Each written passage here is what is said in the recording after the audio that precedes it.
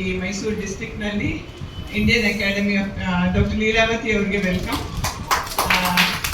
ಅವರು senior ಗೈನ. So ನಮಗೆ ನಮ್ಮಿಂದ ಹೆಚ್ಚು ಕಿಡ್ನಿಗಳಿಗೆ ತೊಂದರೆ ಮಾಡೋ ಚಾನ್ಸ್ ಜಾಸ್ತಿ ಇರುತ್ತೆ.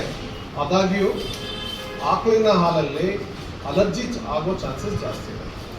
ಸೊ ಇದೇ ಅವರಿಗೊಂದು ಪ್ರಾಬ್ಲಮ್ ಏನಿದೆ ಅಂದರೆ, ಈ ಬಾಣಂತಿಯರಿಗೆ ಪೌಷ್ಟಿಕಾಂಶದ ಆಹಾರ ಕೊಡೋದು ಬಹಳ ಕಡಿಮೆ. ಎಲ್ಲರೂ ಏನು ಕೊಡ್ತಾರೆ, ಮೆಡಿಸಿನ್. ಹಾಲು ಕುಡಿಸೋದು ಅಮ್ಮನ ಕೆಲಸ ಅಂತ ಈಗ ಎಲ್ರಿಗೂ ಅರ್ಥ ಆಗಿದೆ. ಅದು ಅಮ್ಮನ ಕೆಲಸ ಅಲ್ಲ, ಇಡೀ ಏನು ಹೇಳ್ತೇವೆ ಸಮಾಜಕ್ಕೆ ಜವಾಬ್ದಾರಿ ಇದೆ ಇದ್ರ ಬಗ್ಗೆ. ಯಾಕೆಂದ್ರೆ ಅಮ್ಮನ ಹಾಲಿನಲ್ಲಿ ಬರೀ ಊಟ ಸಿಗೋದಿಲ್ಲ, ಪಾಪುಗೆ ಬರೀ ಊಟ ಸಿಗುತ್ತೆ ಅಂತ ಅನ್ಕೊಂಡಿದ್ರು. ಈಗ ನಮ್ಗೆ ಗೊತ್ತಿದೆ ಅದು ಊಟ ಅಲ್ಲ, ಔಷಧಿ.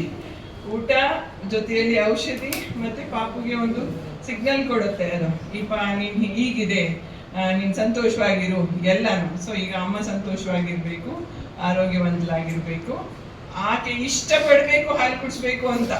ಆ ಥರ ಅವರನ್ನು ನೋಡ್ಕೊಳ್ಳೋ ಜವಾಬ್ದಾರಿ ಸಮಾಜಕ್ಕಿದೆ. ಅದು ಹಸ್ಬೆಂಡ್ ಆಗಿರ್ಬೋದು, ಫ್ಯಾಮಿಲಿ ಪೇರೆಂಟ್ಸ್ ಆಗಿರ್ಬೋದು, ಇನ್ಲಾಸ್ ಆಗಿರ್ಬೋದು, ನೇಬರ್ಸ್ ಇರ್ಬೋದು, ಫ್ರೆಂಡ್ಸ್ ಇರ್ಬೋದು, ಎಲ್ಲರೂ ಸೇರಿ ಸಪೋರ್ಟ್ ಮಾಡಿದಾಗನೇ ನಮ್ಮ ಮಕ್ಕಳು ಚೆನ್ನಾಗಿ ಬೆಳೆಸೋಕ್ಕೆ ಸಾಧ್ಯ. ಅದು ತಾಯಿ ಒಬ್ಬಳದೇ ಜವಾಬ್ದಾರಿ ಅಲ್ಲ ಅಂತ ಹೇಳೋದೇ ಈ ವರ್ಷದ್ದು ಧ್ಯೇಯವಾಕ್ಯ. ಅದ್ರ ಬಗ್ಗೆ ಹೇಳ್ತಾರೆ. ಈ ಪ್ರೋಗ್ರಾಮ್ಗೆ ನಿಮ್ಮೆಲ್ಲರಿಗೂ ಬರ್ಲಿಕ್ಕೆ ಬಹಳ ಸಣ್ಣ one of the very Young presidents ಅಂತ ಅನ್ಕೋತೀನಿ. ತುಂಬಾ ಹೊಸ ಪ್ರೋಗ್ರಾಮ್ಗಳು ನಡೀತಾ ಇದೆ. ಪೀಡಿಯಾಟ್ರಿಕ್ ಅಸೋಸಿಯೇಷನ್ ಆಫ್ ಇಂಡಿಯಾ ಅನ್ನೋದು ತುಂಬಾ ಕಷ್ಟಪಟ್ಟು ಬಂದಿದ್ದಾರೆ ಅನ್ಸುತ್ತೆ. ತುಂಬಾ ಬೇರೆ ಬೇರೆ ಕಡೆ ಪ್ರೋಗ್ರಾಮ್ಗಳಿದ್ದಾವೆ. ಜ್ಞಾನಶಂಕರ್ ಅವರು ನಮ್ಮ ಆಸ್ಪತ್ರೆ ಇರೋದಕ್ಕೂ ಕಾರಣ, ನಡೆಯೋದಕ್ಕೂ ಕಾರಣ.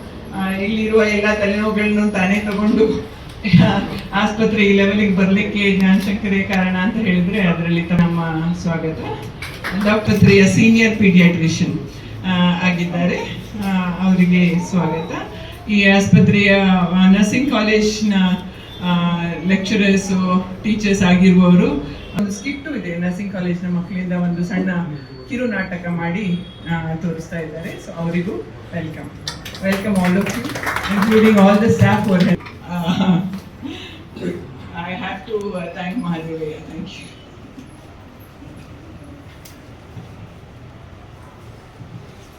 I invite Ms. Madhushri to start the prayer.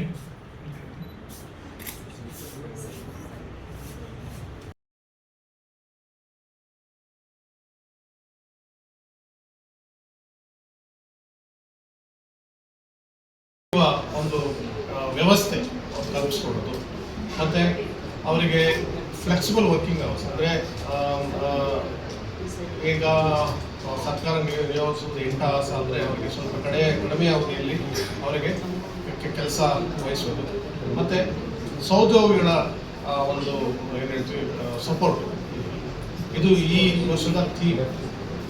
ಹಾಗಾಗಿ ಇಲ್ಲಿ ಕೆಲವು ತಾಯಂದಿರು, ಅವರ ಅಜ್ಜಿಯಂದಿರಿದ್ದಾರೆ, ಮತ್ತು ಸುಶ್ರೀಕರಿದ್ದಾರೆ. ಅವರು ಹೆಚ್ಚಿನ ಅಂಶ ಅವರ ಸ್ಟೂಡೆಂಟ್ಸ್ಗೆ ತಿಳಿಸ್ಕೊಡ್ಲಿಕ್ಕೆ ಕೆಲವು ಮುಖ್ಯವಾದ ಅಂಶಗಳನ್ನ ನಾನು ತಿಳಿಸಪಡಿಸ್ತೇನೆ. ಎದೆ ಹಾಲಿನ ವಿಷಯವಾಗಿ ಹೆಚ್ಚಿನ ಅಂಶ ತಾಯಂದಿರು ಈಗಲೂ ಕೆಲವು ಮೂಢನಂಬಿಕೆಗಳು ಎದೆ ಹಾಲಿನ ಬಗ್ಗೆ ಇದೆ. ಅದನ್ನು ಕೆಲವನ್ನ ನಾನು ಹೋಗಲಾಡಿಸ ಬಯಸ್ತೇನೆ. ಮುಖ್ಯವಾಗಿ ಮೊದಲನೇದಾಗಿ ಒಂದೊಂದಾಗಿ ಬರ್ತೇನೆ. ಮೊದಲನೇದಾಗಿ ಗೀಬಾಲ್ ಅಂದರೆ ನಾವು ಗಿಣ್ಣಾಲು ಅಂತ ಹೇಳ್ತೇವೆ.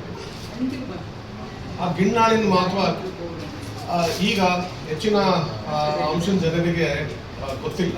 ಏನಂದರೆ ಈ ಗೀಬಾಲ್ ಬಂದು ನಾವು ಕೊಲೆಸ್ಟ್ರಾಲ್ ಅಂತ ಏನು ಇಂಗ್ಲೀಷ್ ಹೇಳ್ತೀವಿ, ಇದು ತಾಯಿ ಮಗು ಹುಟ್ಟಿದ 78 ಗಂಟೆವರೆಗೂ ಇರುತ್ತೆ. ಅದಾದ ನಂತರ ಮೆಚೂರ್ ಮಿಲ್ಕ್ ಅಂತ ಹೇಳ್ತೀವಿ, ಆ ಹಾಲು ಬರುತ್ತೆ. ಈ ಗೀಬೆ ಹಾಲಲ್ಲಿ ಹೆಚ್ಚಿನ ಅಂಶ ರೋಗ ನಿರೋಧಕ ಶಕ್ತಿ ಜಾಸ್ತಿ ಇರುತ್ತೆ, ಮತ್ತು ಪ್ರೋಟೀನ್ ಅಂಶ ಜಾಸ್ತಿ ಇರುತ್ತೆ. ಆದರೆ ಇದೊಂದು ಏನಂದರೆ ಗೀಬಿನ ಹಾಲು ಬರೋದು ಭಾಳ ಕಡಿಮೆ ಬರುತ್ತೆ, 60ರಿಂದ 70 ml ಬರುತ್ತೆ ಅಷ್ಟೇ. ಬಟ್ ಆದರೆ ಈ ಹಾಲು ತಾಯಿ ಮಗುವಿಗೆ ಸಾಕಾಗುತ್ತೆ. ಆದ್ರೂ ಹೆಚ್ಚಿನ ತಾಯಿದಿರೋದು ಒಂದೇ ಒಂದು ಕಂಪ್ಲೇಂಟ್ ಏನಿರುತ್ತೆ, ನನ್ನ ಮಗು ಹಾಲು ಸಾಕಾಗ್ತಿಲ್ಲ ಅಂತ ಹೇಳಿ ಏನು ಮಾಡ್ತಾರೆ, ಹಸುನ ಹಾಕೋದಾಗಲಿ ದಪ್ಪದ ಹಾಲು ಹಾಕೋದಾಗಲಿ ಮಾಡ್ತಾರೆ. ಇದು ತಪ್ಪು. ನಾವು ಹೇಳೋದೇನೆಂದರೆ, ಇಂಗ್ಲೀಷ್ ಒಂದು ಇದಿದೆ, babies milk is babies facility human milk species specific ಅಂದರೆ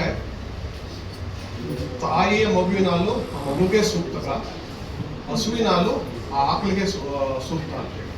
ಇದು ಏನಕ್ಕೆ ಹೇಳ್ತಾ ಇದ್ದೀನಿ ಅಂದರೆ ಹಸುವಿನ ಹಾಲಲ್ಲಿ ಪ್ರೋಟೀನ್ ಅಂಶ ಜಾಸ್ತಿ ಇರುತ್ತೆ, ಅದೇ ತಾಯಿ ಹಾಲಲ್ಲಿ ಎದೆ ಹಾಲಲ್ಲಿ ಪ್ರೋಟೀನ್ ಅಂಶ ಕಡಿಮೆ ಇರುತ್ತೆ.